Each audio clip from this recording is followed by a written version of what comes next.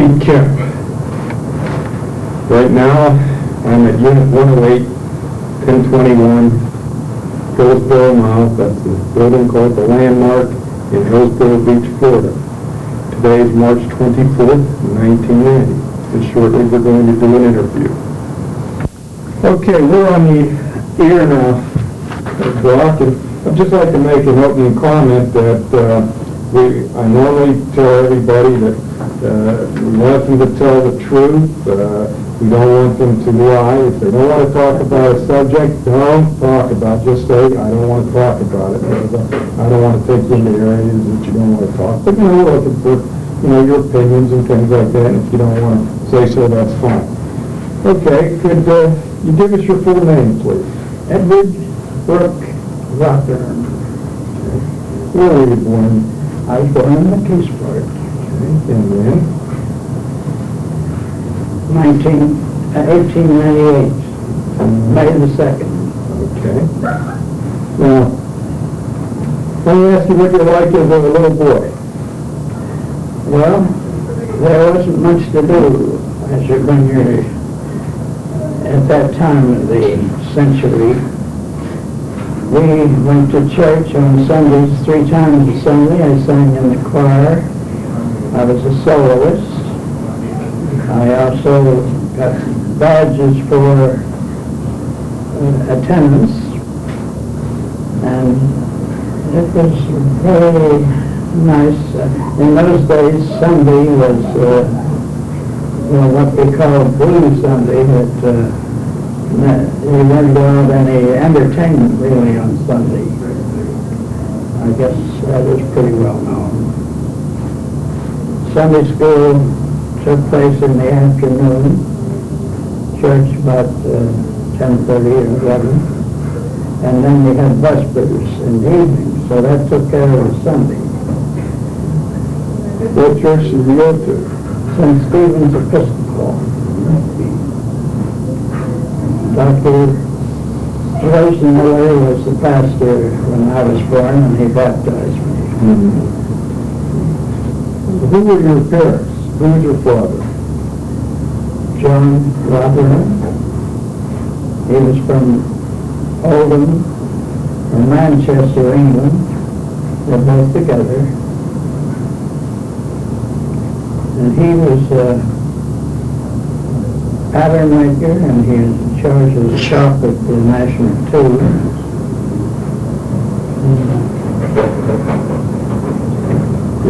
He joined the Sonic Order shortly after he came to the country. Do you have any idea what year he came to this country?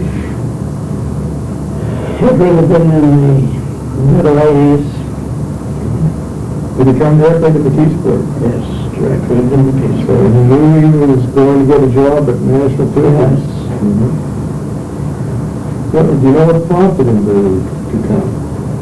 Well, things in England at that time were very poor. There was very little in the way of a future.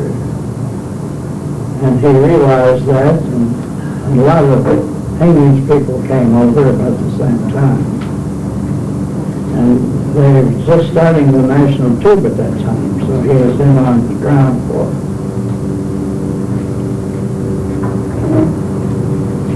All right. Your mother now, who was she? Well, she was the daughter of a photographer.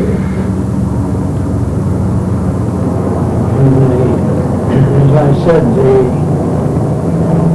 Atlantic City of England, and that name is escaping me. It was near Liverpool. Very close to Liverpool. Maybe Brighton? It might have been. Okay. And well, how did you get to meet your father? Well, I had little to do with that. I'm sure.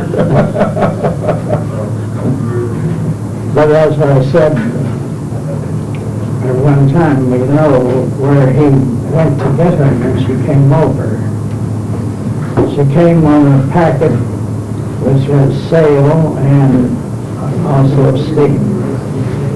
And it came up to James River in Virginia to Richmond, where she disembarked.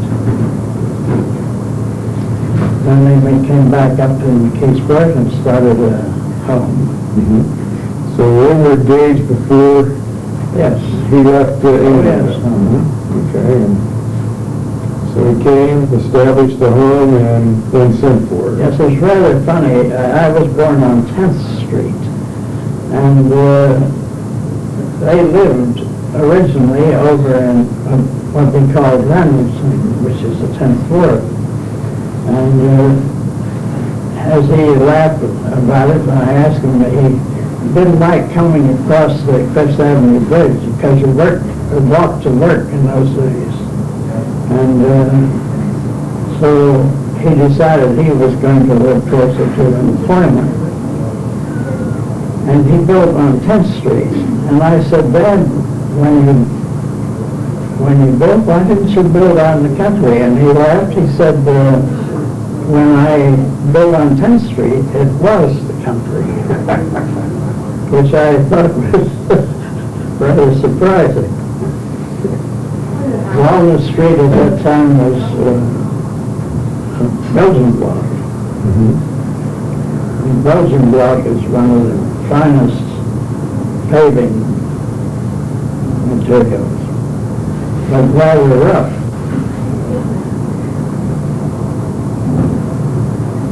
So he would have built there shortly then before you were born? Oh yes, and I was the youngest of the three children. Mm-hmm. They were born, they were older.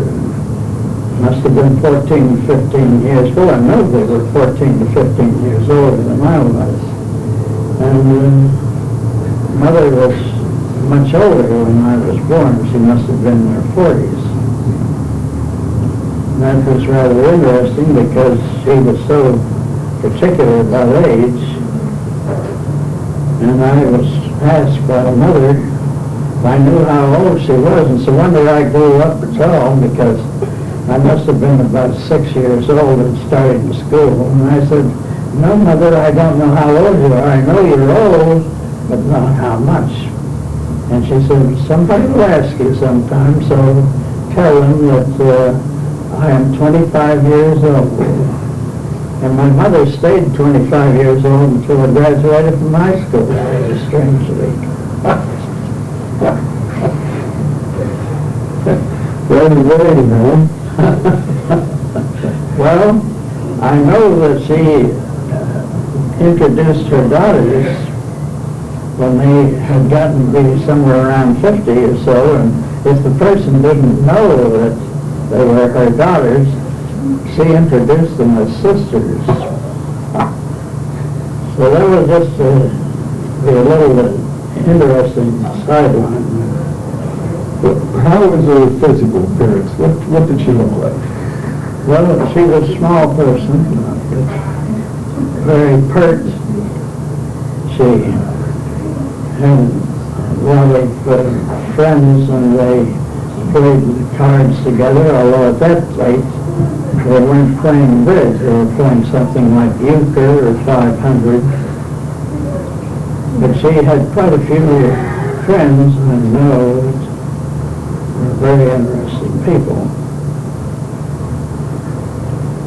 She went to church very regularly. George Cornelius was the head of the superintendent of the National Tube, and he was an elder in our church. So her social life was church, and then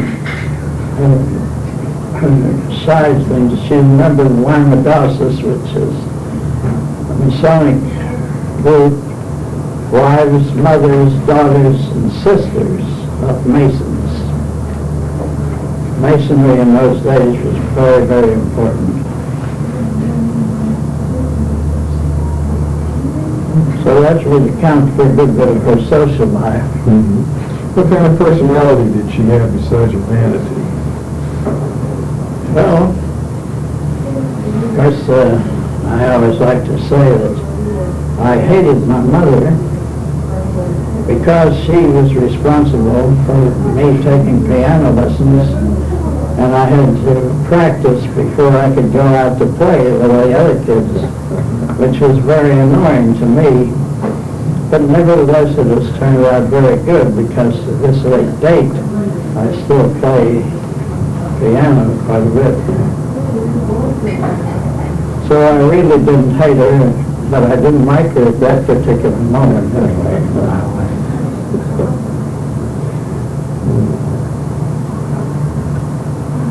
Now, how about your father? What kind of personality did he have? Well, he was, he had a nice personality. He was well liked.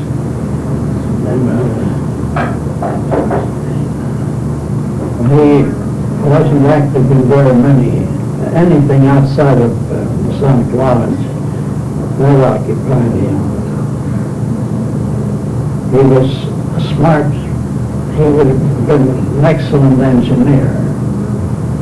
And, well, for example, he was a very careful person because he went through working with wood so many years, and he never suffered any injury, whereas men that worked for him, they would lose fingers or parts of fingers, and they were not as careful as he thought they should have been. But he came through and he never had an injury. He subsequently, after he left National Tube, he went up to Butler and worked in Butler Car Wheel Company. What prompted him to do that?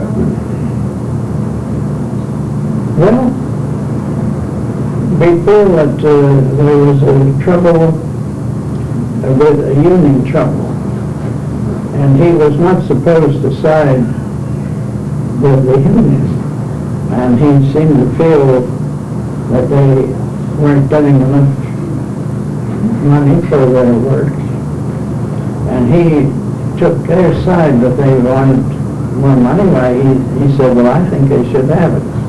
And I think that might have had something to do with him going to Butler.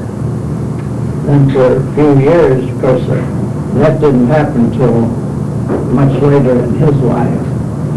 He went to Butler and worked there in the same capacity as the foreman of pattern.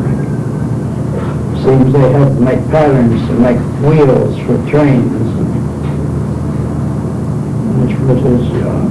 About when did he relocate there? He never relocated there, he just went back and forth. Really? Wasn't that a long trip then? Oh, sure. 40 miles. Did he go daily, or did he No, have he an went apartment up there? weekly. He stayed up there. What was the address of your house on Walnut Street? Was it? 219 10th. 219 10th. What kind of house did you have there? With the frame. He built another small house on the plot that he had. Our home was based on 10th, and then they built another smaller place to rent on Spring Street.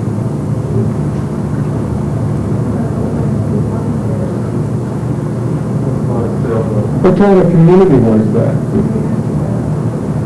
What kind of community was it in 10th Street? Yes, in that area. What kind of people were there? Very nice, very good.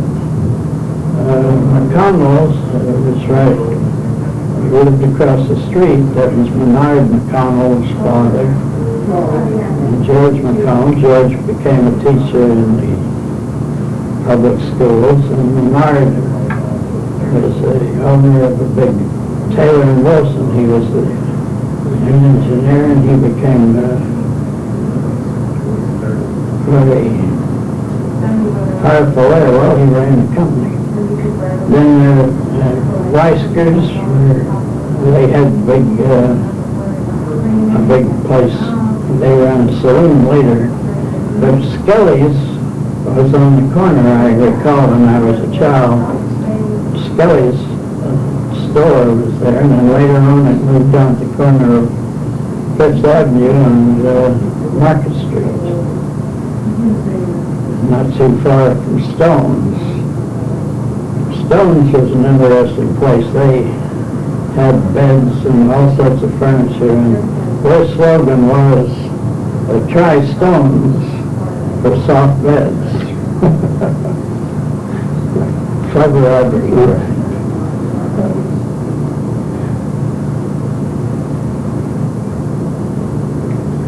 So now what you call what? German, English, Irish? Is that what you said was named here? Mainly English. Mainly English, Scotch. There were not too many ethnics. The ethnic groups went into a different part of the city. We were French Street, or it was Berlin Street until we got in a war with Germany, whereupon nobody wanted to have a street called Berlin, and we called it French Street. And Germany was out. So Berlin was the capital of Germany, and now they call Berlin Street French Street. Let's see, you mentioned earlier you had two older brothers, were they? Well, they were Ada, who was the oldest. Ada?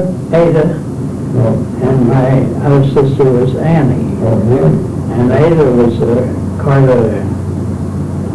she played the organ in several churches. She played in the ME, first ME, and she played also at St. Stephen's, several places. My sister Annie, she was a violinist. She worked at McKenna's in Pittsburgh. She was a stenographer.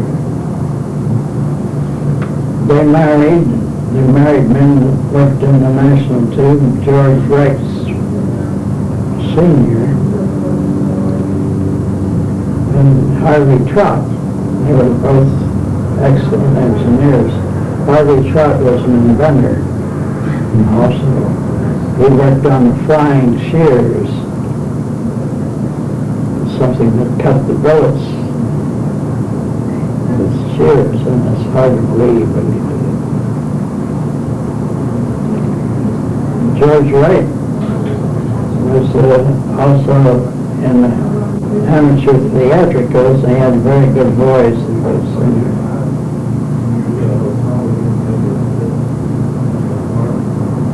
They were both engineers. Did they have families that stayed in the Keysport? Yes. Young George Wright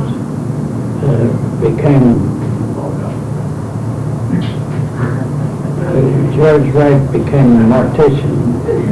Still has the license though in practice. And then he became a salesman. He had he handled the Baldwin pianos.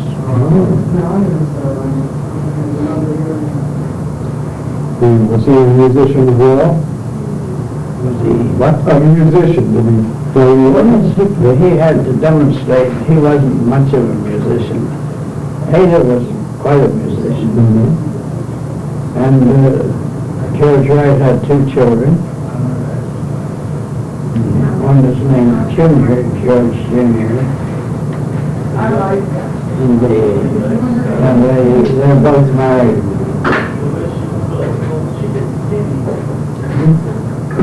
What about Annie, who married Harvey Trott? Harvey Trott. Well, Annie, she went to live in Colonial Beach. She has an interesting comment I might make, because Annie was quite a bridge player, and of course Harvey Trott had an interesting family. But when Annie moved down to Colonial Beach after Harvey was retired, she changed her name to Nancy. It turns out that after all those years, she decided she didn't like Annie as a name. So she became Nancy, and I went down sometime about a year or two after she had died, and they put a stone there, and it says Nancy, you know. And to somebody, if you've been accustomed to calling Annie all your life, it seemed a little difficult to switch over to Nancy.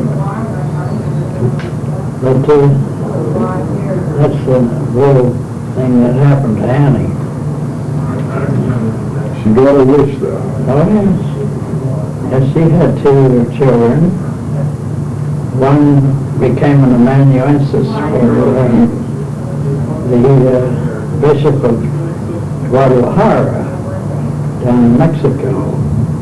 And she died down there, and they didn't notify us. So Cora and I went down to see if we could locate where she was buried. And here we found out that she'd been buried in a pauper's grave. And it was a little difficult for an American to have moved out of Mexico. But anyway, we were fortunate enough to get there in time to have her moved to a regular cemetery, because they had a rule there if you died in a pauper, or interred in pauper, they only kept you for a year, and then they put you on the bone pile. So that was rather an interesting thing. Was we had her disinterred and buried in regular ground. And her son was named Harvey after his father, and he became in the postal service, and he lived down there at Colonial Beach. Now, the one thing that was rather interesting, I always thought, was that Harvey Trott had a sister named, and she married a sea captain, Felsh, who was in the clipper trade to China. And they had a big house down there with a widow's walk. You know, that's where the wife of the captain would walk back and forth, waiting for her husband to come back from the Orient. Where would this house have been? It was right in Colonial Beach, Virginia. Really? Yes. And another person that had a home down there was the inventor of the telephone. He had Alexander Graham Bell. Alexander Graham Bell. And many a time I've seen his early home. Okay. Now let's talk a little bit about your education and things like that. You were born at a time in which education was kind of changing and... Oh, absolutely. It hadn't reached the expanse that we have now, where it takes you so long to get through to be a professional man. Now, I was the youngest one to ever graduate in dentistry from Pitt. And I had a wonderful class, the class of 1918. And it included people like, Bill McClellan, who became a commissioner in Allegheny County and was so political. And Jock Sutherland, who were all together. I used to do their work for them. The football players, you know, would say, Eddie, take over from me, I've got to get out on the field. And I thought, well, I was learning more by having a chance to do their work too, so I enjoyed it.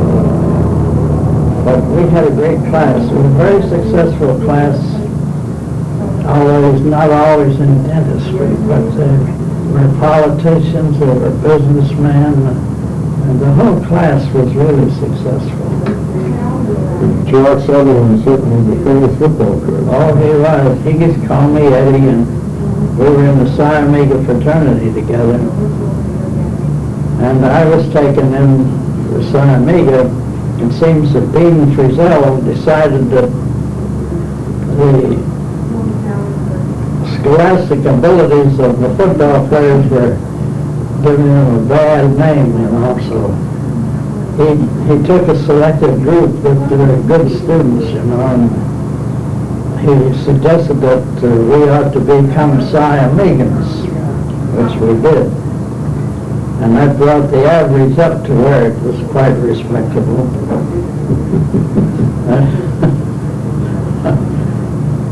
But there was an episode when I was a plebe, and we were having a meeting, and they were fooling around, and of course you had to do anything you were told to do, and so somebody said, let him fall down. And I gave the best imitation you ever saw of a slow motion fall. And they weren't satisfied, so they decided that I should be shown how to fall. So one of and he became a dentist in Keysburg. His name was Alsaus. And said, Alsaus, show Eddie how to fall. And he threw himself on the floor, and the room rocks. But he's over 200-some pounds. So then I had to imitate Ray Alsaus. And I knew how to fall forwards, sideways, and everything, but not backwards. And last December I fell backwards, and I still got a sore back. But that's interesting. I graduated with honors there, became a member of Omicron Kappa Epsilon, which is the honor fraternity. And I was not old enough to practice when I graduated. So I went with Dr. Fitzhugh, and I worked for him until I was old enough to open an office, which I did. And it was amazing. I didn't have to work very long. I had a good practice. I know Dr. Ritchie and Professor Barr, they came to me, and I was always afraid of them. And I heard later on why they came, because they said, well, they knew that he'd been good in school, and he ought to be good in dentistry. So that was quite an accolade. But everybody is scared of Dr. Ritchie especially. You wouldn't have known him before this. Of course, his daughter was Helen Ritchie. Did you know her? I knew all of Ritchies. Yep. His daughter flew planes to England during the war. She was an aviatrix. She had a strange death, didn't she? I don't know. Young death, anyway. Oh, I think she did die young. How long were you a cook? Only 3 years. That's all it was. My God, you wouldn't get through for 6. And I don't think you'll learn any more, you know. But we were just concentrating on that. Of course, I did a lot of studying on the side. Where did you open your first office at? Sonic Building. I was there for 56 years. So you never moved?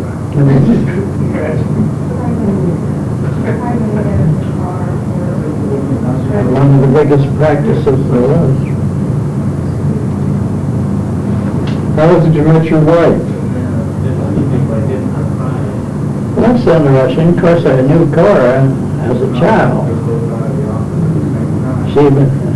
They lived at the corner of Spring Street and Walnut, and I lived on 10th, right around the corner from Walnut. So I knew the boys, and we played together, and so I met Cora, but I didn't pay any attention to Cora. The best she's a sort of a tomboy too, but we made her second catcher on the baseball team. Because it appears that our catcher missed the ball quite frequently, and it was nice to have somebody back. So she was our second catcher.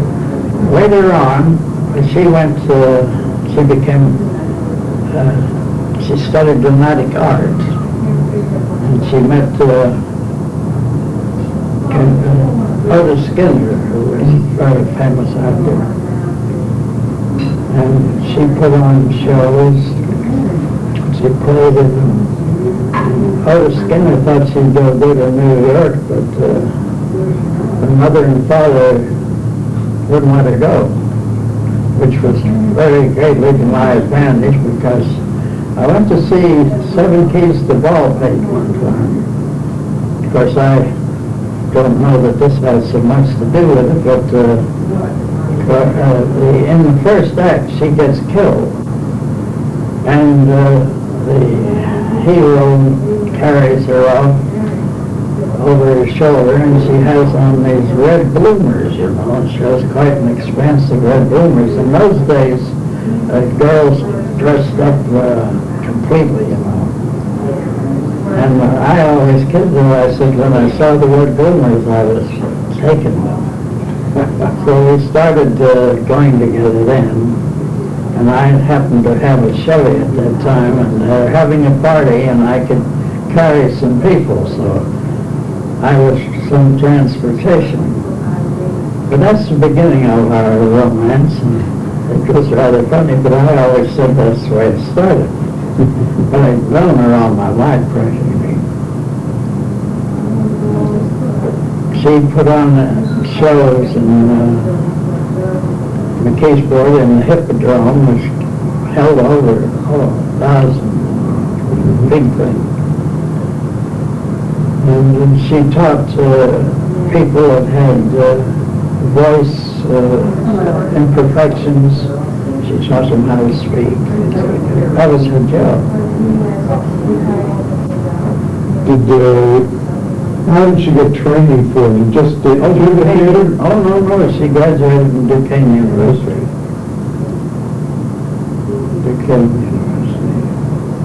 She went on to be very, very active in women's clubs. They had the 20th Century Club. I know you've heard, you know about 20th Century. The 20th Century Club originally was a group of young people, young women, and there was an older organization, the Women's Club of McKeesport, and they figured that the Junior Women's Club would be just progress into the Senior Women's Club, and they put an age limit on of 35. And those girls, I guess they never thought they'd ever get to be 35, but they arrived at 35 a lot sooner than I expected. And whereupon, when they were supposed to enter the Women's Club, they decided to heck with that, they'd start their own club, and it became the 20th Century Club. And they used to raise all kinds of money, and very active. They were active in Keysport Hospital as a junior committee. They raised enough money working free of charge to put in those elevators, and hundreds of thousands of dollars, until our union came along that destroyed Menzies, looking around for things to destroy, and so they destroyed the Women's Committee pretty well. Wicked, that was.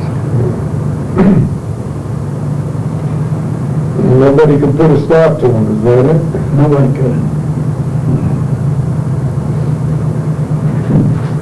And they had paid help as in work. The Women's Club was doing it. Junior committee was doing it free of charge. And Lickett said they were taking the bread out of the mouths of people that should be having it. Well, that's what happened there. Now, when did you get married? They were married in about 1928. 1928. Well, how'd you happen to ask her ask Cora to marry you? Or did she ask you? Oh, no. No, we felt that we decidedly, some of our friends were kidding about it because we've been going together a good while, and I said, why don't you get married? And they would sort of pushed us into it, you know. I laughed about it with Cora. I said, my goodness, maybe we should get married. And we did.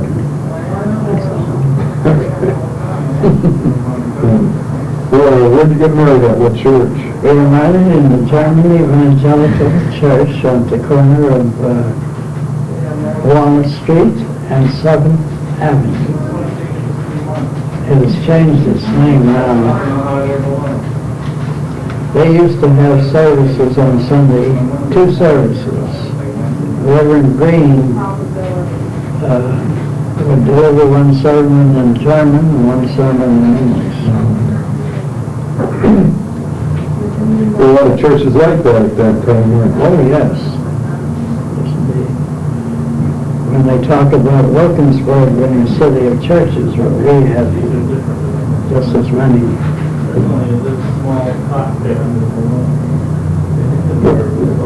Who was Cora's father? Charles Mill. What was he like?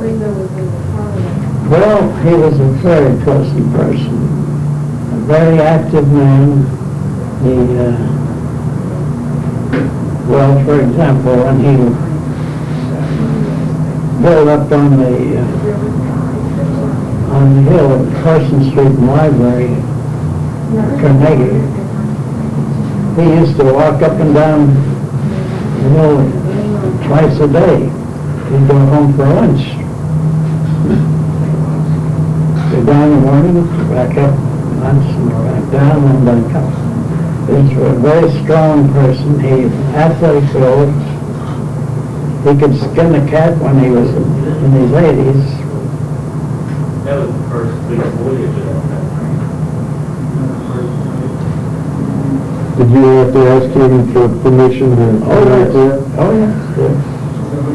In those days, it was customary to ask for the hand of the daughter. They all seemed pleased about it. I know I was pleased. So when it made it unanimous, that was fine. When did he die, Mary? Remember? The exact date I can't tell you. I couldn't tell you either Mrs. Mill either. Now, before that, you'd say earlier they had a store, I think, on Walnut and Spring Street. Did they live there at the store? They did originally, yes. Well, it would have been on like the second floor and the store on the first floor? That's right, and in the back. Mm-hmm. Kitchen would be in the back, you know. The living room's upstairs. Mm-hmm. Over the store. It's rather large. Well, that was pretty common in those days in the kids. Yeah, sure. It seemed They like were always available. McKeesport's got forced people to get out of that situation. Do you think that was a good idea, or? No. Well, I think that one of the reasons that McKeesport deteriorated was the fact that the well-to-do people decided to move out of the city. And Bill Sullivan was partly responsible for that because he developed and that area. I know he wanted me to go up there, and I said, well, no, my home was convenient to work, and I wasn't planning to drive 15 minutes to get to the office. So I wouldn't do it. I stayed put. The area that we lived in was called Library Manor. And the those were the fine homes that would have been built earlier. Did you build the home yourself? Oh, yes. Mhm. Built that in 19, well, we built it before we got married. Really? And we were supposed to get in it, but they never finished on time, you might know. So we were about 4 months out. And we were in Prohibition at that time, and I know that Mrs. Nell was a little upset because there was not only Prohibition, but the market had collapsed and nobody had any money. And one of my friends, he became a salesman for a wine company in France. And our government said it was perfectly all right to bring in a keg of wine from France. That didn't bother the law. That was the only thing that it didn't seem consistent. But anyway, it came after our home had just been completed, and they carried this keg of wine across the threshold. And Cora's mother was so upset because I know she thought that the first thing that we would carry in there was a Bible. But the wine got there ahead of the Bible, which seemed to be. Well, what contractor did you use for Weiser. Weiser? Dave Weiser. You built a lot of homes up in that area. Oh, yes. Ours was the first rough brick. Mhm. You know, they used cows. And it was built by a young architect. There was his first home. He was a friend of ours, Chet Fowler. And he was an architect from Penn State. That's where he took his courses. So he put all sorts of new gadgets in there. In 1928, we had roller blinds so insects couldn't get in. And so just pull them down. But they wore out pretty quick. We had marble sills and all sorts of. We split levels. Still very, what I would say was modern. Mhm.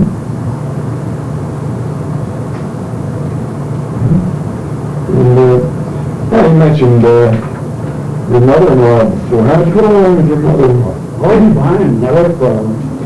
She was Ann Lamp, right? That's right. She was born in Carnegie.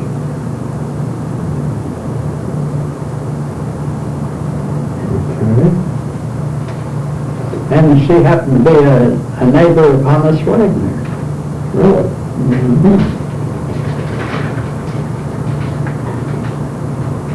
Well, the Wagners lived next door. Well, did she ever get free passes to the games? Oh, no. When she was an enthusiast, they all went to the games. All the boys. Did you go see him play? Well, I saw him, yes, I saw him about 1917, just at the end of his career.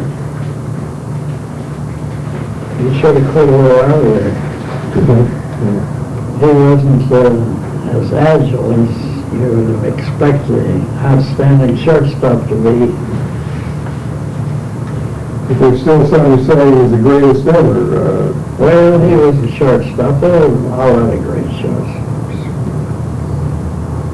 I was a fan. I used to keep records of them. There were so many good ones, really. But their equipment in those days didn't compare with what it has now. On first base, that first baseman really has a fishnet, you know. It's pretty hard to drop the ball. Still have some who managed to do it, though. Oh, once in a while they get throw it wild. But overall, it was very little trouble. There was an interesting thing that people always seem to have had arguments in married life, and the story we like to tell about it was that we had an agreement that I would handle all the big problems that would come up, and Cora would handle all the small problems. And I would handle the big ones. And in all 56 years, or more than that maybe, about 56 years, no big problems ever came up. She never accused you of passing the bucket. Well, I think that's the compliment. Probably to both of us, if no big problem. That certainly is, there's no question. Did you ever hear anything about how your mother-in-law and father-in-law got married? She was from Carnegie. How did he met you? No, I do not know. I did not know that. But the Lamp brothers had a business in McKeesport. It's a confectionery. They had wholesale. There's an interesting thing about the conduct of their business. Jake and Henry Lamp were the owners. And at Christmas time, they packaged the candy in boxes. And so Henry Lamp told Cora to get two of her friends from high school to help pack candy. And Cora takes the best, and she picks out her two best friends, and they go in to pack candy, and Henry Lamp says, "Eat all you want." Well, they did. The second day, they didn't touch a bit. I can remember Cora saying what happened. You eat more than you ever thought you could. And evidently, they didn't worry about the expense of it. And after you had eaten it, you could pack it and never touch it again.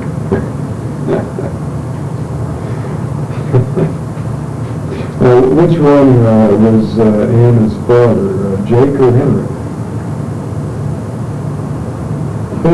You said, isn't Anna Lamp's father Jake or Henry? No. No? No, Anna Lamp. There was another name in there, not Lamp.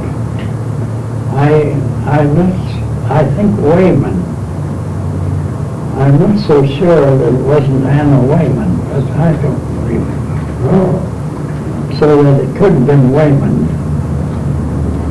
They were, lived in Pittsburgh, their family.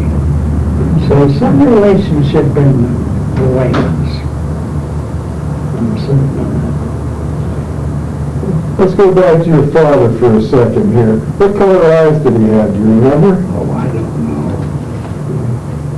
Do you remember your mother's? No. No, you don't remember. What color hair? Mostly white. Okay. Because I don't know. You don't, when they changes, they weren't red-haired anyway, and they weren't blondes.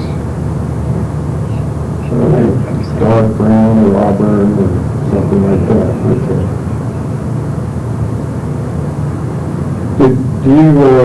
Did you see yourself in your mother, or did you see yourself in your father?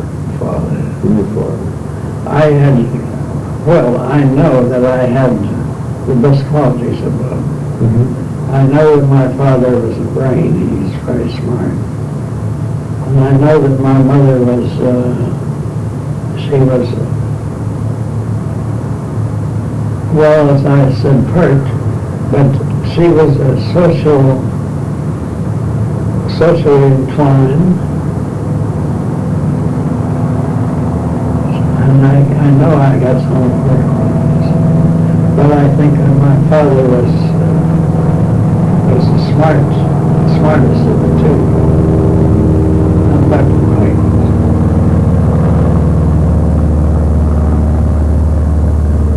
Well, I went through all sorts of things in my lifetime.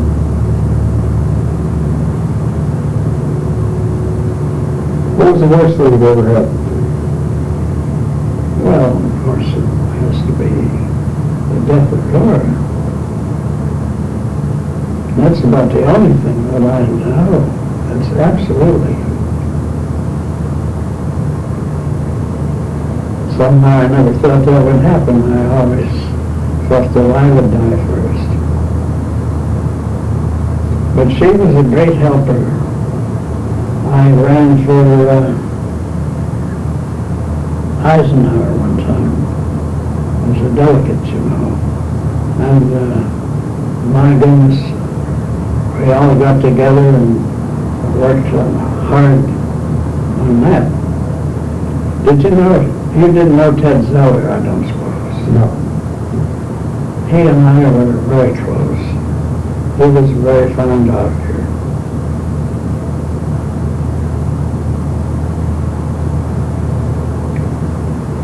I served on the ration board during World War II. There's some funny things happened in that, such as that tornado that came over, and it seems everybody that was anyways close to that tornado lost their food tickets.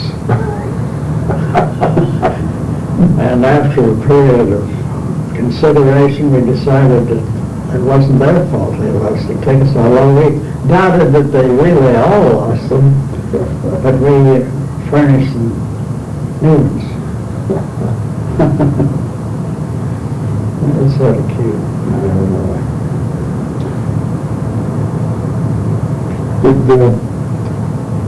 In your practice, you practiced for 56 years, were there any of your clients stand out in particular, any ones that you remember? Well, no, but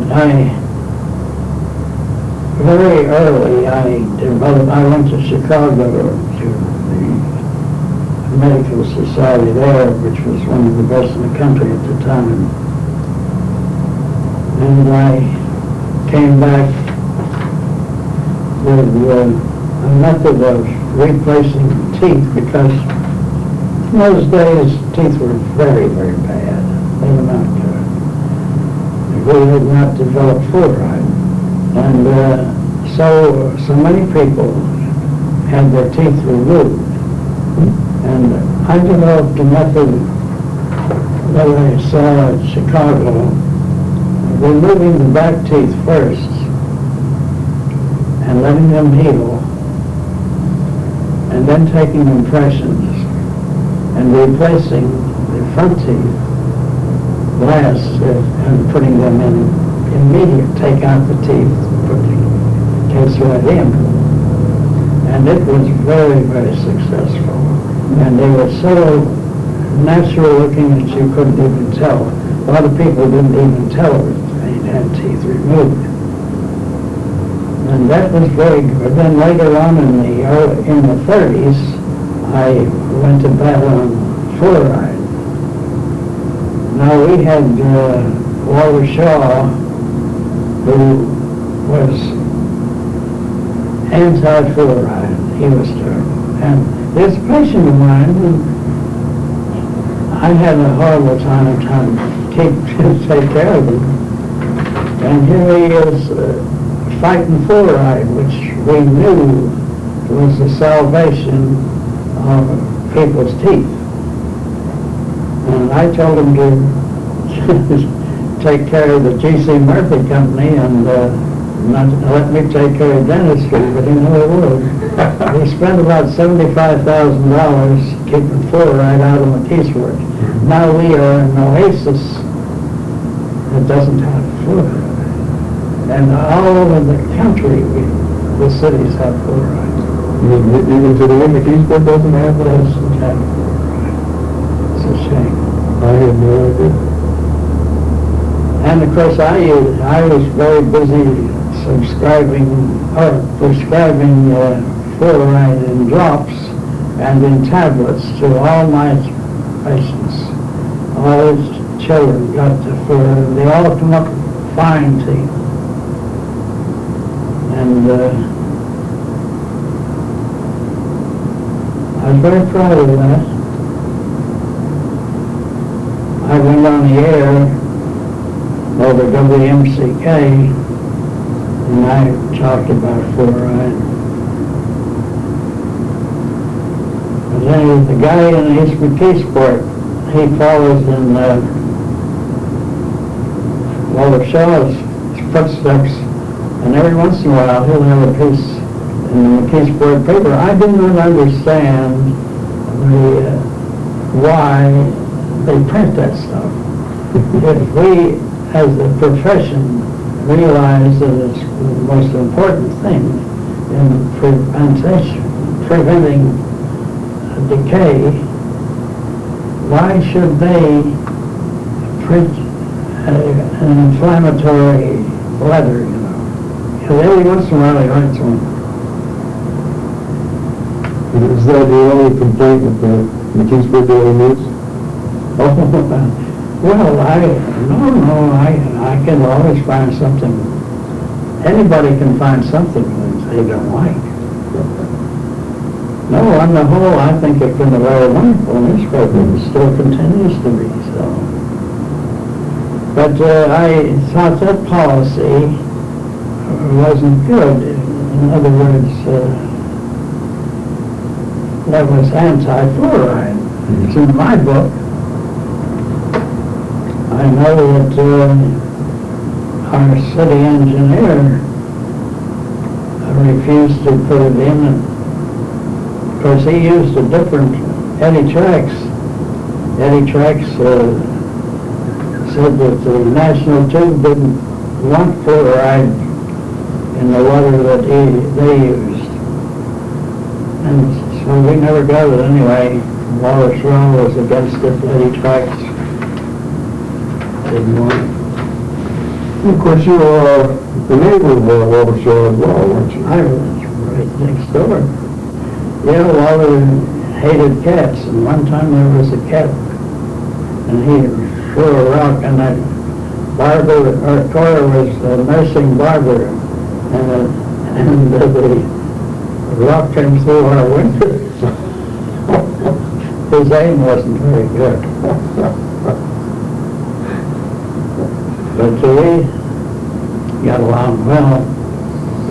We have a stone wall around there, you know, a heavy stone wall. And when he was putting it around, he suggested that I should put it around. And I was willing to put it around. And he said, if you'll put it around, he says, I'll furnish the engineering. So he has this engineer lay it out. I laughed at what I told him one time. I said, you know, I could have had that wall put up and gold plated for what you had me pay for it.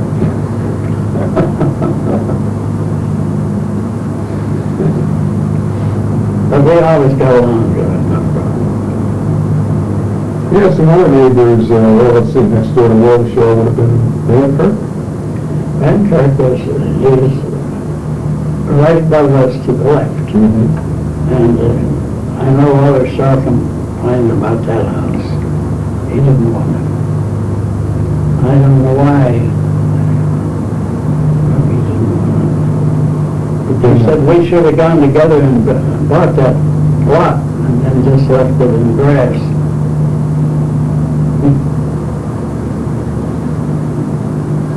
That house was then built after your house. Oh, much more. Yeah, okay.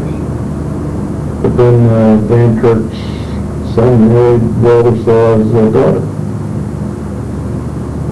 Walter wasn't too happy about that either. No, it didn't turn out too good. Our property can't be sold either until Bill dies. His was a nursing home, you know. Mm-hmm. And according to the will, I guess they can't sell it.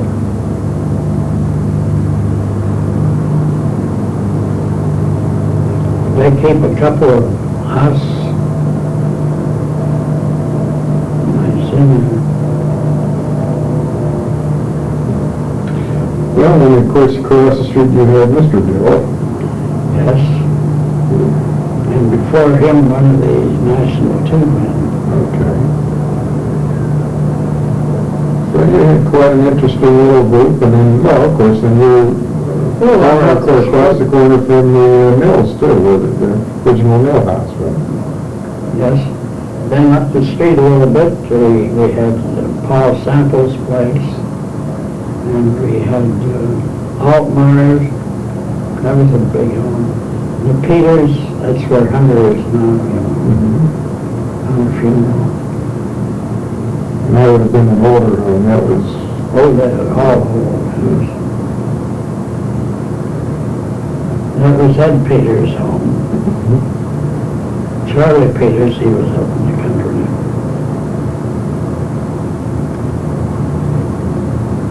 What kind of, who were your friends as you were growing up, before you went, while you were in high school? While I was in high school, I mentioned Dr. Zeller, was very good to me. We were both the same age. We were two of the younger people. And there's an interesting thing about that. Our mothers were like two peas in a pod. Well, we started our senior year in knickers. By that time, everybody had gone to the long trousers, you know, but we were in knickers. And our mothers decided that the time would come for us to develop some social graces. And we were sentenced to dance. We were both very shy boys. And Ted never did get married. And I often thought that we were afraid of girls, you know.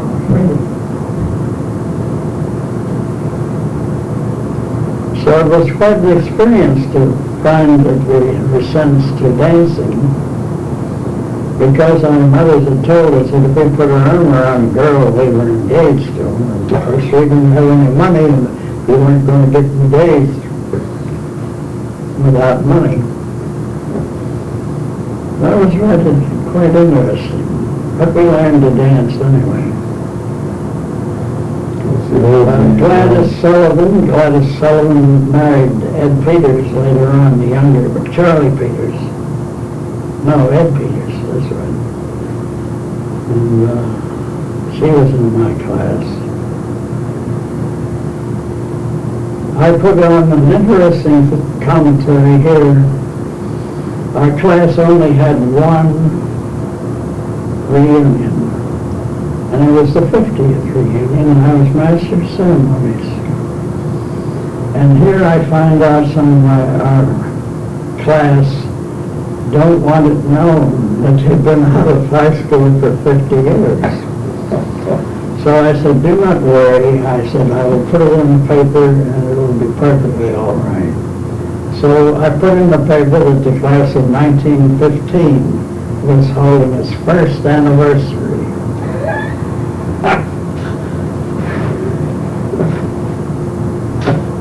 More than one way to skin the cat. Gladys Sullivan, now she had a brother. Oh, Clyde Sullivan, yeah. Yes. She had two brothers. They had the Columbiana Foundry. They took over the Columbiana Foundry. Now, I owned a house at 1808 Lincoln Way, which was Gladys Sullivan's brother. Now, supposedly he didn't really work too much. No, not too much. Did you... That was a big house they lived in those days. Is that Herb? I was thinking, I can't remember his name.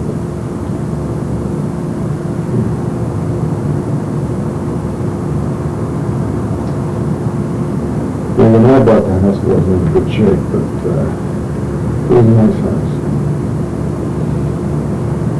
Now photography studio. Okay, now, after, you went to college, we talked a little bit about that. Who became your friends, in the early years of your practice then? Well, we've been through so many groups of friends. That's one thing, if you live to an advanced stage, why, you go through more than one group of friends. Mm-hmm.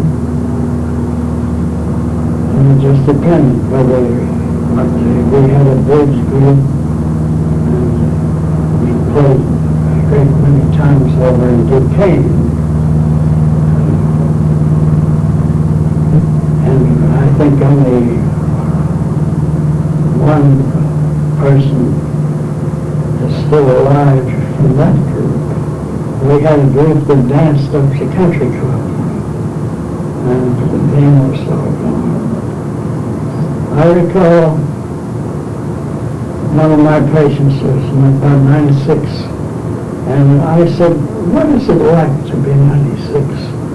He says, in a way it is very lonely. He said, you have buried most of your friends. You buried a great many of your family.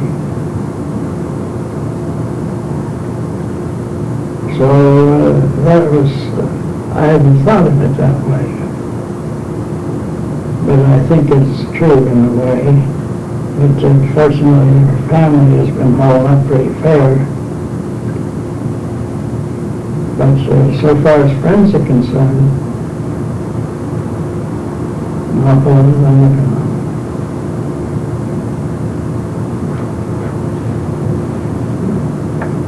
But you've been able to maintain other friendships? Oh, yes, yes. You're still actively playing bridge? Very much so. Well, when did you first learn to play bridge? Oh, in the early 20s. Early 20s. I was a national master in 34. I used to travel around all over the country and play. I knew quite a lot of the great names in bridge.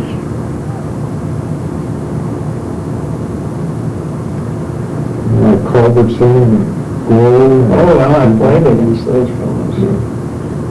They're not anywhere near what the people that play now. And that game has just taken off. They've got a lot more to it than there was when I played it, when I became master. Then I quit playing. I didn't play for a long time because my kids were growing up and I wanted to spend my time with the children.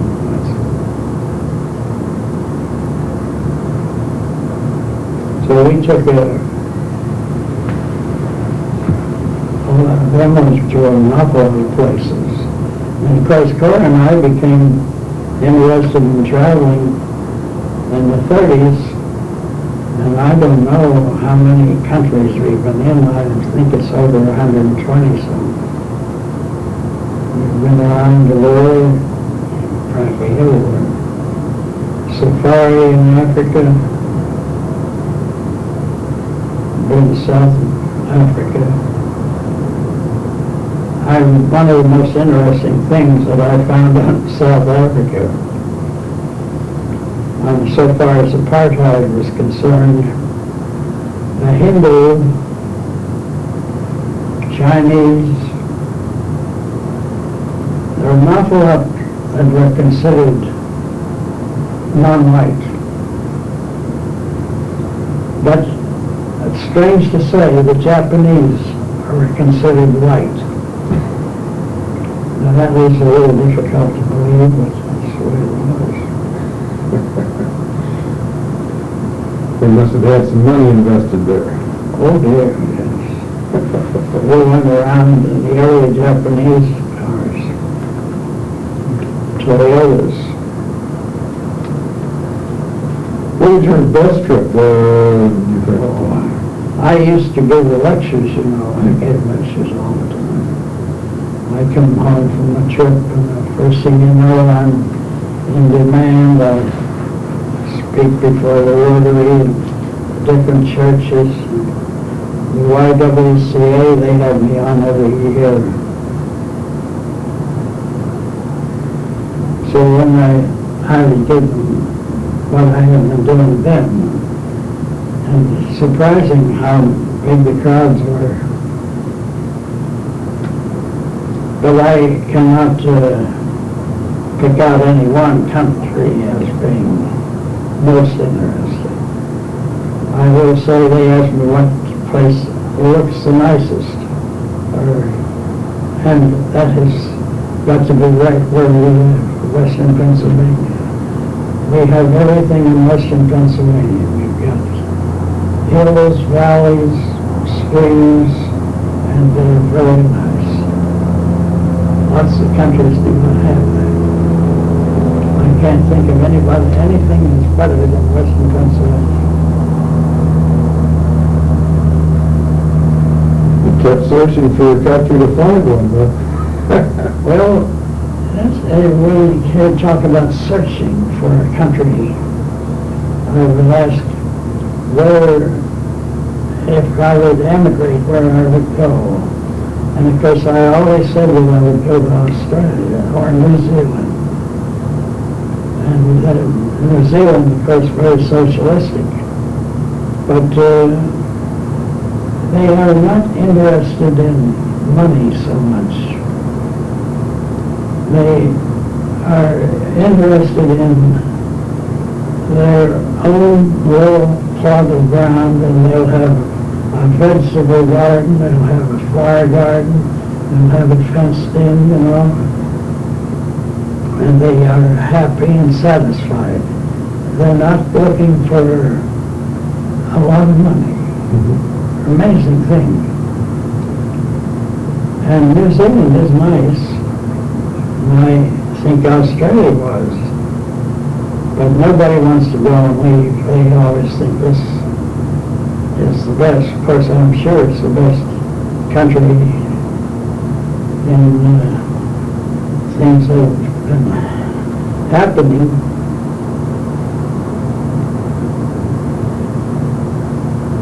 But those two countries are remote. Therefore, they might be the last to suffer. I read an awful lot. I constantly read. I get this from the Library of Congress, you know. All sorts of magazines are sent to me. So that if I have the opportunity, I'll read. Were you surprised then about the political turmoil in the Soviet Union? No. I think it's one of the best things that could have happened. I think that there will be a coalition. Of course, I feel that we should be friends with Russia. I think that one of the smartest things all Caucasian countries could do was to recognize the fact that they are Caucasian. Always, from my earliest childhood, I remember them talking about, for example, about the Yellow Peril. And I think that is far more serious than communism, because people who like communism, as they found out. I've been to Russia a couple of times, and I could see a difference, 5 years of difference, that they were coming along fine.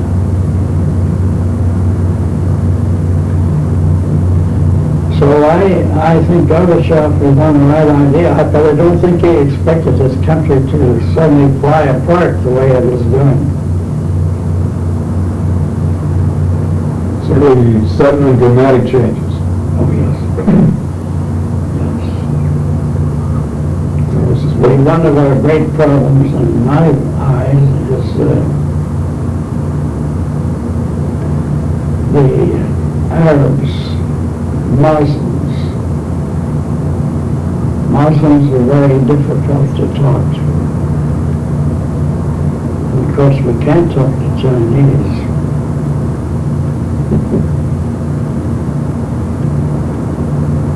So I don't know what will happen here, but I do know this, that with this build-up of arms, everybody arming,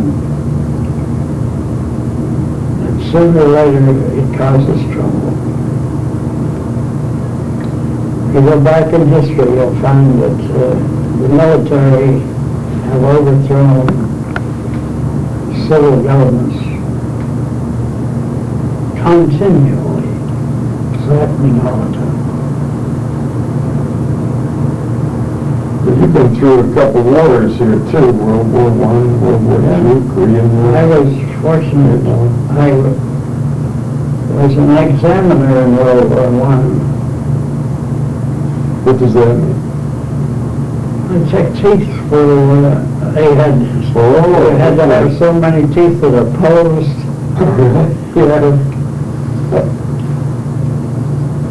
Was that then one of your first jobs after you came out of dental school? That's right.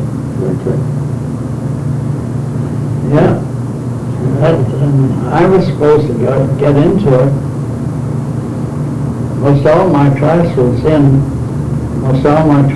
digging ditches because they didn't have any equipment. Equipment was scarce. And most all the class said I was lucky I wasn't in it because they didn't practice any. They were very unhappy. Wasn't around that time, or maybe before that time, was it 1916, 17, 18, was there a flu epidemic in... That was pretty terrible. In 1918, I think that's when it was, or latter part of 17, I think it was 18. I took a course in radiology at the Allegheny General Hospital, and I would go in there in the morning, and there would be cots with dead people lining the hallways. It was unbelievable. I'm going to die. Unbelievable. We took shots so that they were just coming into use, and so all the doctors were giving each other shots. We came through it alive.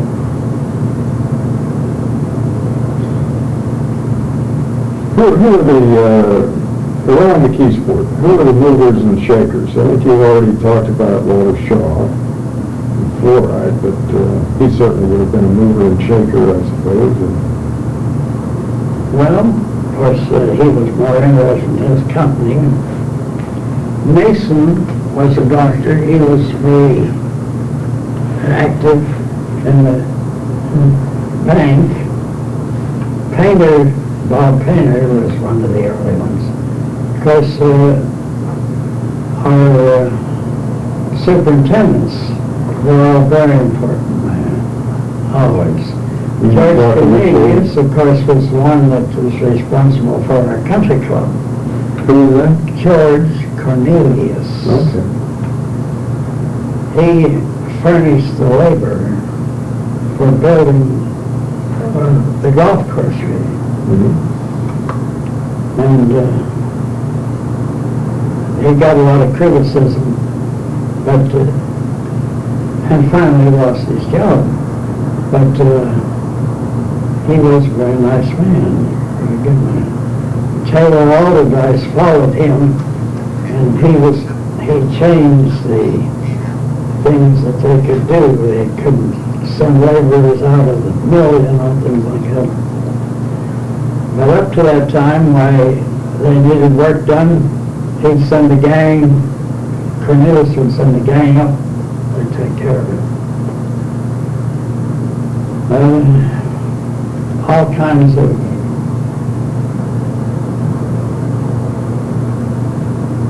very financial people, and there were, of course, some tube workers. businessmen, Coxes, all these were in the forefront. They were hard workers originally. Our first television studio was WMCK, and I was one of the stockholders. Bob Cox was a big shot in that. And then Hirschberg had WEDO. So he took care of WEDO.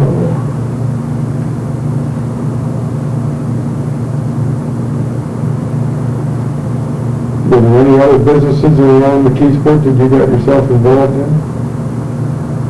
Oh, no. There's one up in Glassport, was taken over by a great big company. Tom Dorsey became the president of that.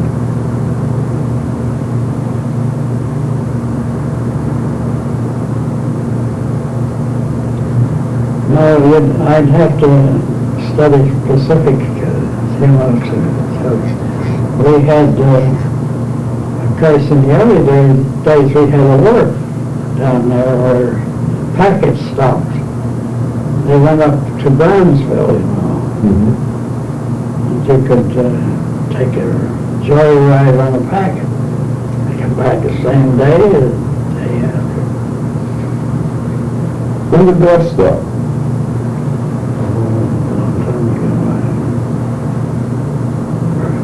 Mm-hmm. That was a shame too, because there's something about seeing those stern wheelers or side wheelers. They had both kinds, you know. Mm-hmm. Well, at one point the river, from a recreational standpoint, really fell out of usage, didn't it? Well, originally we had races, speedboat races, fast, very fast. And I remember the name of HIST, H-I-S-T. I don't know who owned them, but there were about 4 of those folks. There were prize fights on their Palisades, and an awful lot of good fighters came into the Palisades to fight.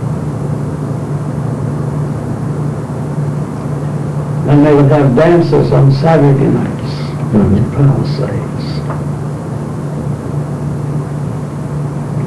We had a lot of movie theaters at one time, just a tremendous number. We had an opera house, White's Opera House. Altmeyer had a big silent movie and theater down there near where Jason's is now. I used to take tickets down there and be an usher. That's before you graduated from dental school, I assume. Okay. YMCA was at the corner of Shaw Avenue and Orchard Street. U.S. Steel also got involved in building the new one. It's now on Sinclair Street. Now you mentioned a little bit of a scandal, but wasn't the scandal for building? The only thing was not about a YM, it was about the YW. Why they picked that spot for the YW was because I think it was Mrs. O'Neill owned the piece of property. Well, that's not the right. But anyway, this lady owned this property. And she got the YW, she was active in the YW, so she got them to buy that spot. That's the only part that you could have had a scandal, but that can happen anytime. Mhm. Mhm. So that isn't really a scandal. But a lot of people wondered why the YMCA was up there on 9th Avenue. It could have been downtown, been better off downtown.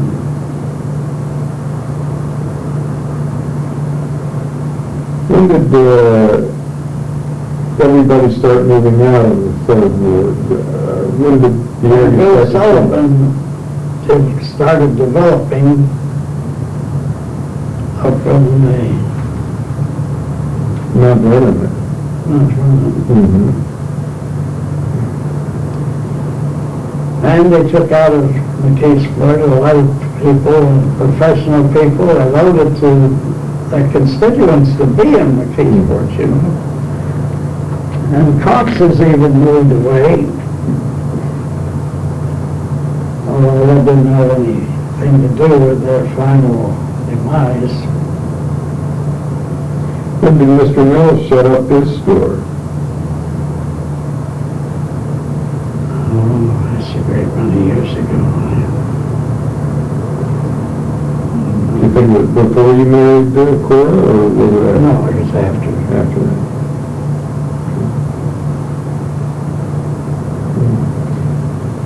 Well, of course, through Cora, did you would have known, for example, John Butler, I imagine, Yes. Henry's father-in-law. What was he like? Terrible. Well, I shouldn't say terrible, but he was a very unusual person. There's no two ways about that.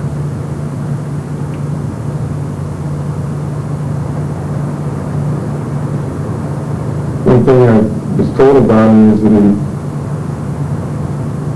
he didn't write very well, but he had a memory that Oh, I don't think he was educated. apparently a tremendous memory, could figure instantly in his head and things like that. Why do you think he was terrible? Well, all I can say about it, one time he drove what did he drive? Was it an old Ford? And that comes through Paul Jones, who was a very close friend of mine. And he was an automobile dealer. And mother had come in for something for his car. And Paul Jones didn't handle that car. But anyway, he wanted to know if he'd fix something in his car, and Paul came out and they opened the door, and of course Butler, he chewed tobacco, and the front of that car was just terrible. And Paul looked at it and he said, well, you're driving a Ford and I don't have a Ford. He says, I would suggest that you take this car. And of course, he could have had one of his employees take care of it. But he said it was so filthy that he wasn't going to let him work in it. Well, that was one of the things. He was not a very careful person. And later he became senile, I think. Oh, yes.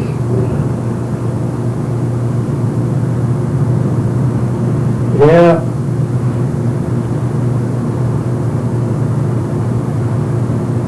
But that's what Paul had to say about the condition of that car.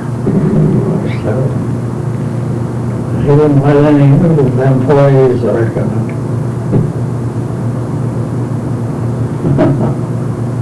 Do you know anything about,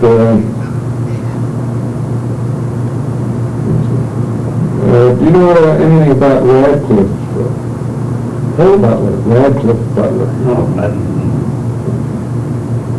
He died young, the one that- perhaps around that influenza epidemic. The one that I knew is the one that just died a short time ago. He was a patient of mine. Yeah. Little lisp there, didn't he?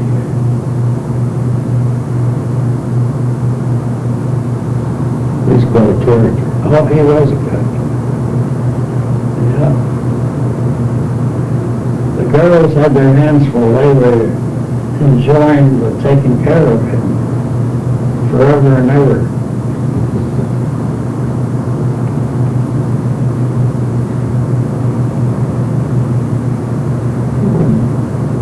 Let's see, did I ask you about about the 10th ward?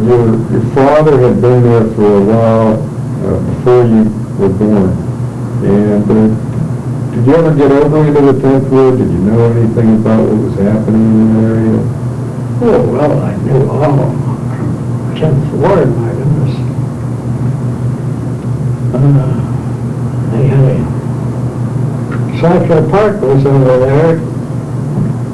You know, that was one of the organizations I was active in. Cycler. So we named that park after because we had a football game every year. So it became Cycler Park. The red and the blue was played.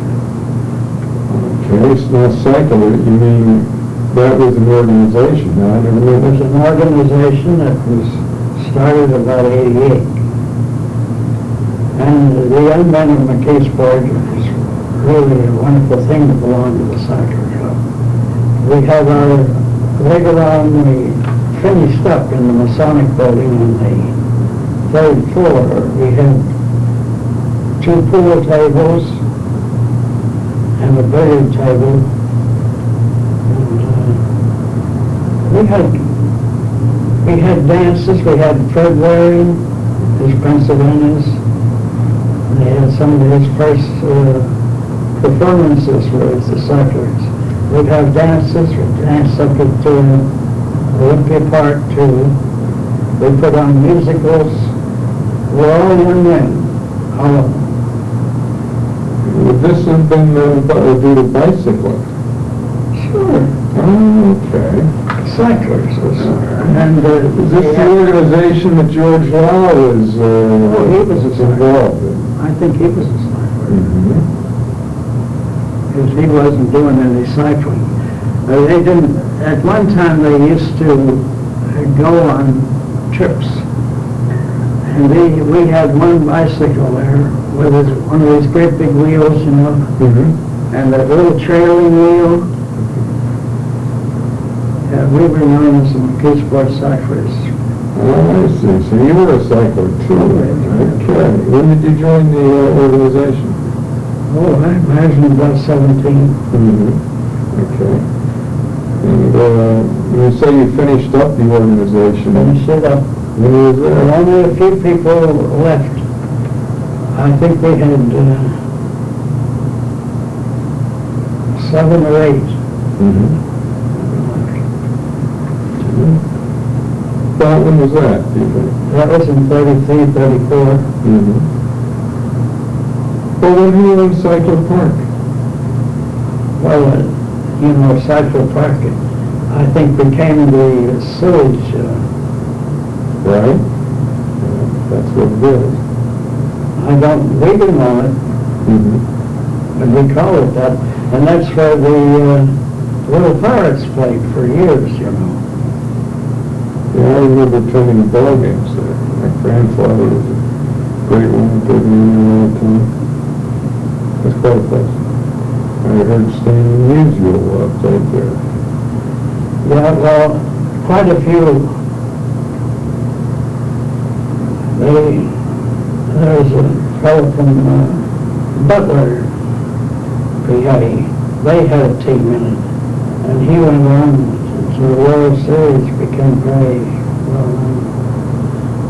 Musial, of course, was up the river at Charleroi. Well, we had season tickets. We'd take the kids over, they would go out in the right field, and they were behind wire netting, you know. So we'd sit there and root, and they would be playing out there.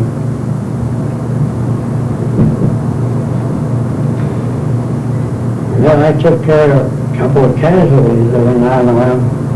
The field was not the best. I remember the second baseman had an odd name. His name was Russian. And he got hit in the mouth with a ball. And he's trying to field it, and it bounced up and hit him. So I took him over to the office, and I put those loosened teeth back in the proper spot again. And I said, just be careful. He'll be all right in a couple of days. And they were.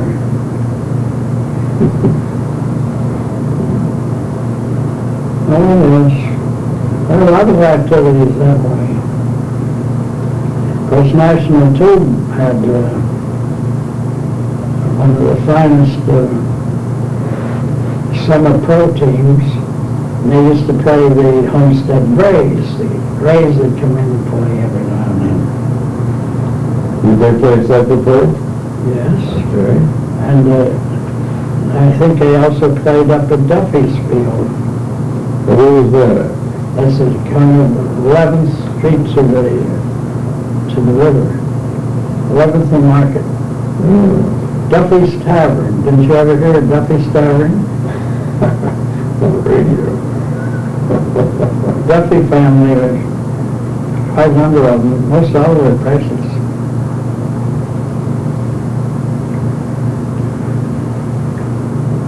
The distillery was down there too.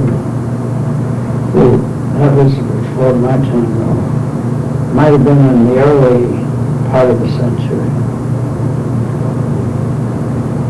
Now, well, then Duffy Field became Harrison Village. That's right.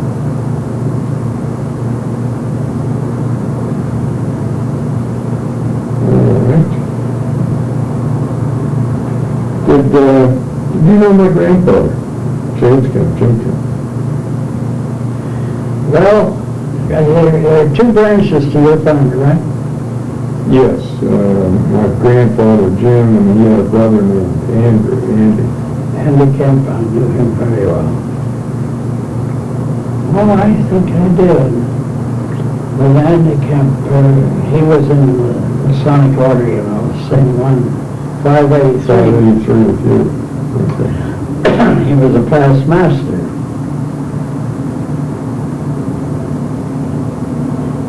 He had the parades.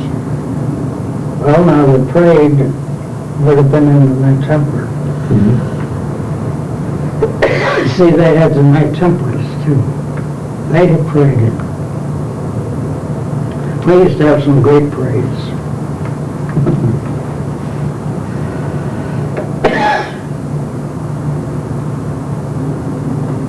Knights of Malta, they had red helmets, red colors. The Knight Templars had white.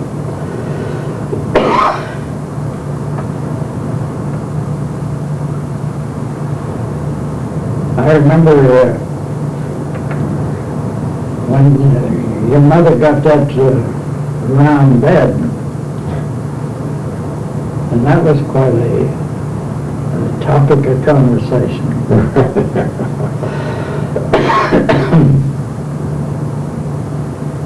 What unusual, isn't it? Sure was unusual at that time.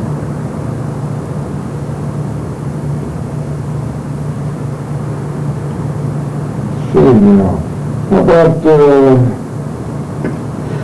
you've been playing bridge with Paul Jones for how many years now? Well, I would say I've been playing with Paul since about 1940.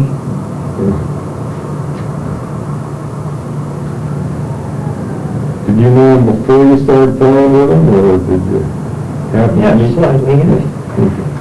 He was a boxer at the time. It's hard to believe he's not the stature that you would couple with a boxer. But they had a boxing club and he was a member of it.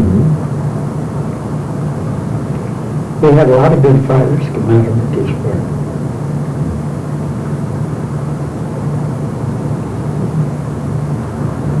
Let's see. Oh, I assume you know a lot of people in town. Ted Palmer, for example, you would have known Ted. Known him since 30. Yes, I played with him too in tournaments. Mm-hmm. But we knew one another when he first came to McKeesport. And his two girls were friends with our kids. They were the same age. And then one of them died. You know, was burned to death.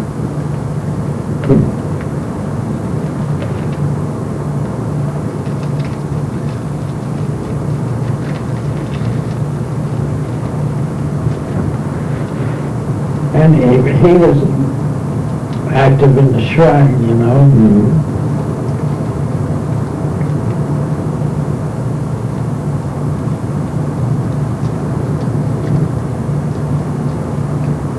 The shrine has an affair down here every year, 2 of the sessions. And I went to both of them. So they want to know who's been a Mason for 50 years. Anybody been a Mason for 60? And I've been a Mason for 70. And that's pretty near the top. Wow. So what year did you go in? 1919. 1919. Then I became master. So you're 21. Yeah. Just on the 21st. Just when you got first. Well.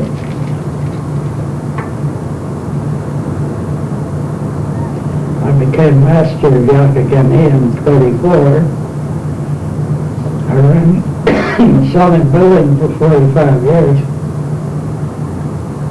That was about the year my dad was master at 375. Maybe he was 33 or 34. Well, I was 34. Mm-hmm. So when you made that, you probably were not communicated because you're different lodges. That doesn't matter.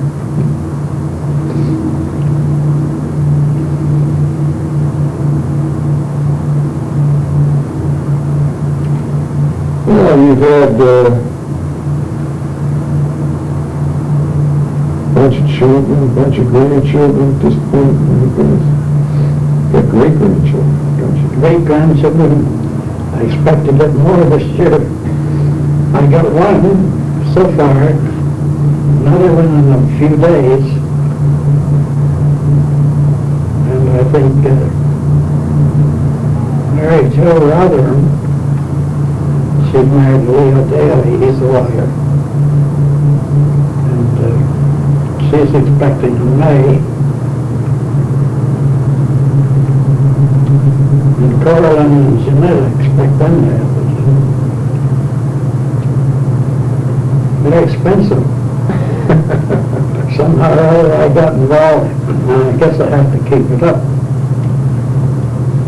I subsidize them.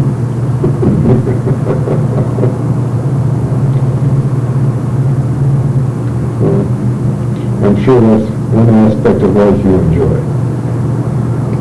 I don't mind. When you look back and you think that Cora and I started it all, I said,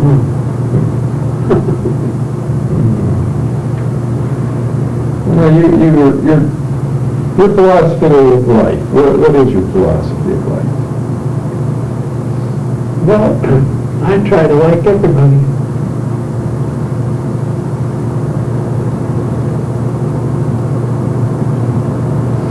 Except Muslims and Chinese.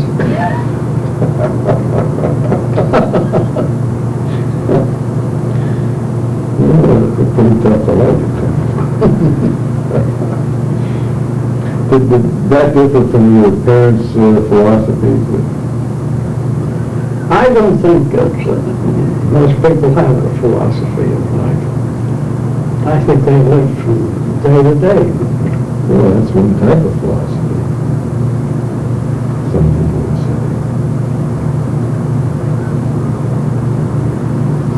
I don't know that I started out to do these different things that I've done.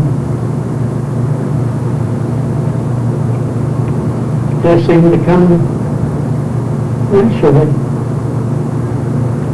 You know, when you speak of my classmates in high school,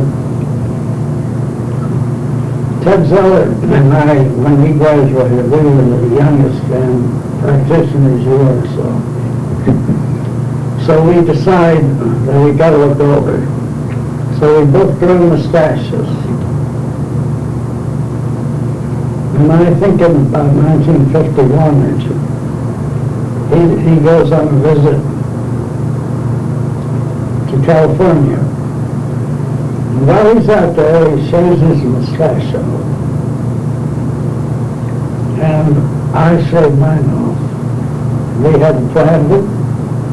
And he comes home, and I said, my goodness, you lost your mustache. And he said, you lost yours. And we find out that we both lost them at the same time. By that time, we decided we were old enough we didn't need mustaches. You don't recommend that for young kids today to grow a mustache just for a finger or to look older, do you? Well, I hope we didn't look as bad as a lot of these modern people that grow hair all over everywhere, you know.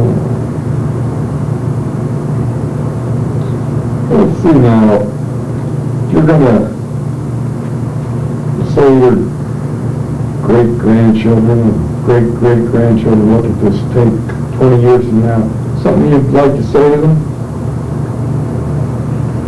Hello? Put in words of advice. I don't know any words of advice, and nobody pays attention anyway.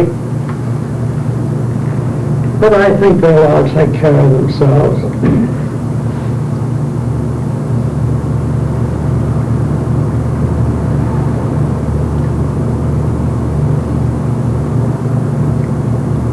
Do you expect to be showing them this tape in 20-some years?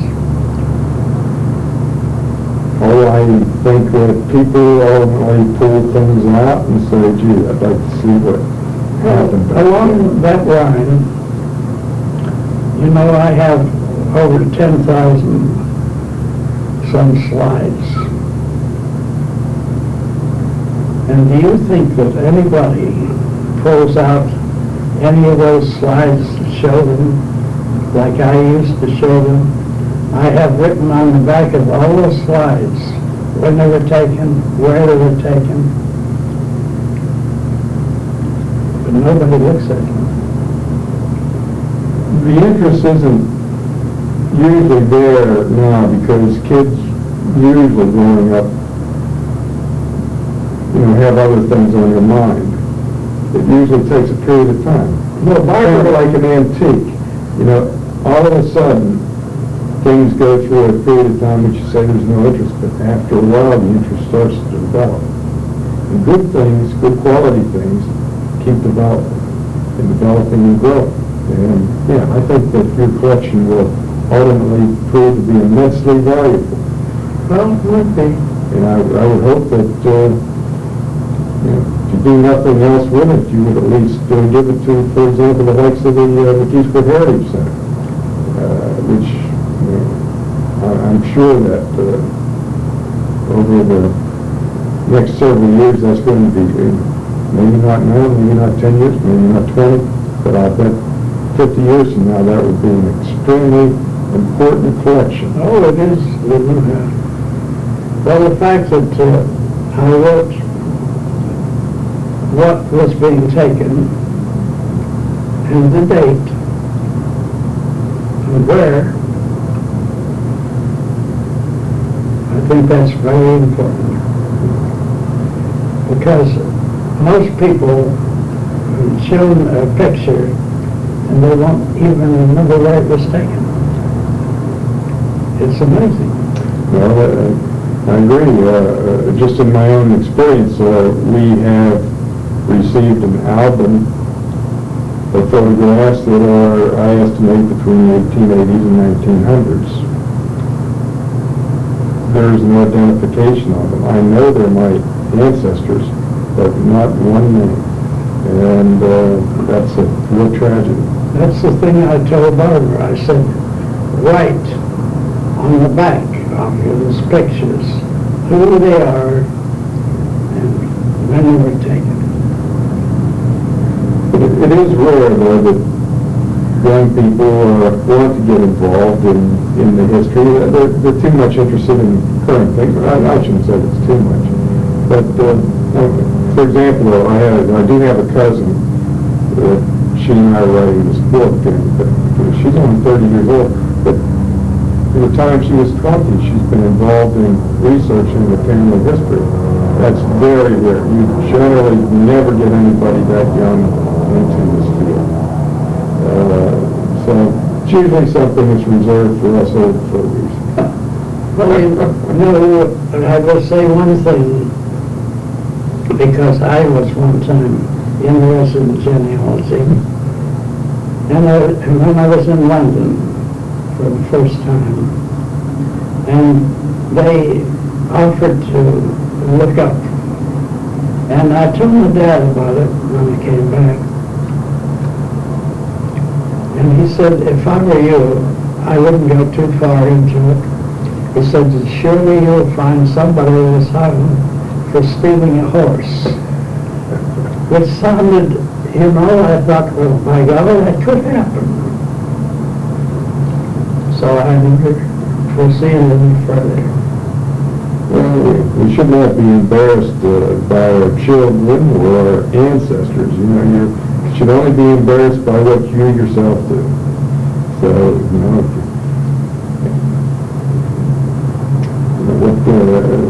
it's interesting to me, though, from a standpoint that over the next 20, 30 years, the genetic code is going to be broken. Things like the hereditary traits are all going to become much more important. You're going to be able to pick it all apart and see what happens.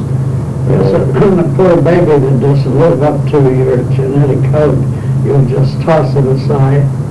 Well, I don't think that's going to happen, but I do think it'll be important in determining, you have a disease, or the propensity toward a disease. Let's say your grandparents had a disease. Are you going to be likely to have that? I'm sure you see that in all aspects. You've been dealing in teeth and biology all these years. Certainly, you see a child's mouth looks like their parents, right? Or not like their parents. And I think the same thing's happening right now. We see that in my own family, we can trace heart disease back 6 generations. They think heart disease is a new, modern disease, but it isn't. But you don't know that unless you actually have records of it and go out and ferret out the records. And I think this is the sort of thing that's important. You must talk to my son. He has some ideas. The first national paper that he wrote, and he received a lot of comments, had the most interesting title, and it was The Treatment of the Diseases of Treatment. Okay. And that is something, you take some of these fancy drugs and you give it to a patient to cure this, and they get that from it. They get something else. That's right. Very annoying thought.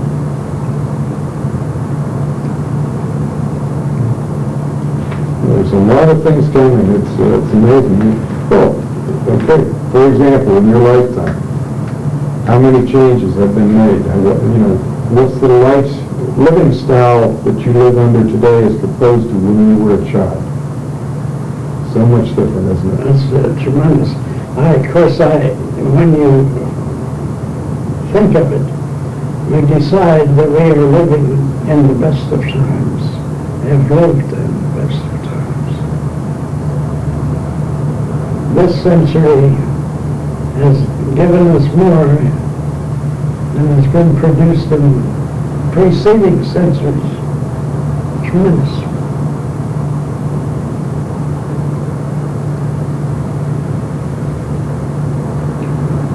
Do you remember people who were still utilizing outhouses when you were a child? Oh, yes. No phones? No electricity? Very interesting. On the other hand, we have, in our apartment up on the 10th floor, something like 6 telephones. And mostly constant use. Now that John has gone home, I'm sure that it won't be so busy.